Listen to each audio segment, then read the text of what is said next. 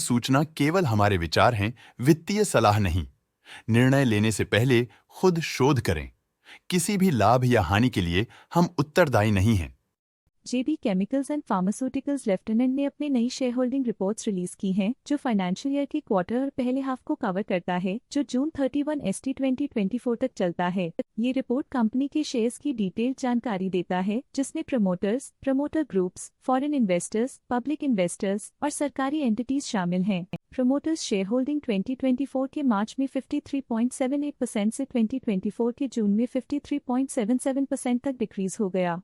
ये डिक्रीज दिखाता है कि इस टाइम पीरियड में कंपनी पे प्रमोटर्स का कंट्रोल कमजोर हुआ है। पब्लिक हेल्थ शेयर्स का परसेंटेज 2024 के मार्च में 16.77% से 2024 के जून में 16.44% तक डिक्रीज हो गया। इस डिक्रीज से साफ है कि इस टाइम पीरियड में कंपनी में पब्लिक का हिस्सा डिक्रीज हुआ है। डोमेस्टिक इंस्टीट्यूशनल इन्वेस्टर के शेयर होल्डिंग में थोड़ा डिक्रीज आया 2024 के मार्च से 2024 के जून में, जो दिखाता है कि डोमेस्टिक इंस्टीट्यूशंस ने अपने स्टेक को -0.76 से डिक्रीज किया है। FIs, फॉरेन इंस्टीट्यूशनल इन्वेस्टर्स, ने अपना शेयर होल्डिंग मार्च 2024 में 11.06% से जून 2024 में 12.17% तक इंक्रीज किया। ये बताता है कि फॉरेन इंस्टीट्यूशंस ने कंपनी में अपना इंटरेस्ट 1.11% तक इंक्रीज किया है। क्वार्टर के दौरान 2024 के मार्च से 2024 के जून तक गवर्नमेंट के ओनरशिप में डिक्रीज देखा गया, जो डिक्रीज होकर 0% तक पहुंच गई। ये दिखाता है कि इस टाइम पीरियड में गवर्नमेंट का स्टेक कंपनी में डिक्रीज हुआ है।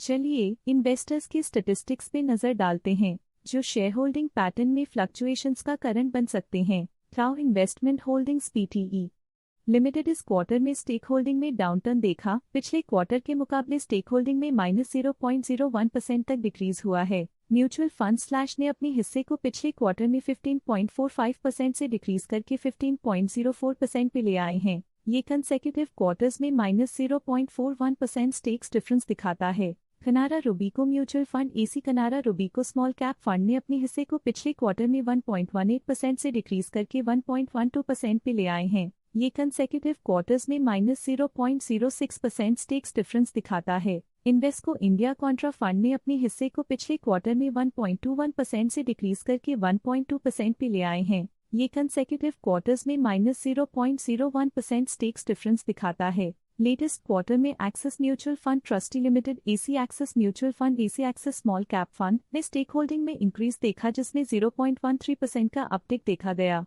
Nippon life India trustee limited A/C Nippon India pharma fund ने अपने हिस्से को पिछले क्वार्टर में 3.15% से डिक्रीज करके 2.98% पे ले आए हैं। ये कंसेक्यूटिव क्वार्टर्स में -0.17% स्टेक्स डिफरेंस दिखाता है। लेटेस्ट क्वार्टर में ऑल्टरनेट इन्वेस्टमेंट फंड्स ने स्टेक होल्डिंग में इंक्रीज देखा, जिसमें 0.07% का अपटिक देखा गया। इंश्योरेंस कंपनीज ने अपने हिस्से को पिछले क्वार्टर में 2.36% से डिक्रीज करके 1.93% पे ले आए हैं। ये कंसेक्यूटिव क्वार्टर्स में -0.43% स्टेक्स डिफरेंस दिखाता है।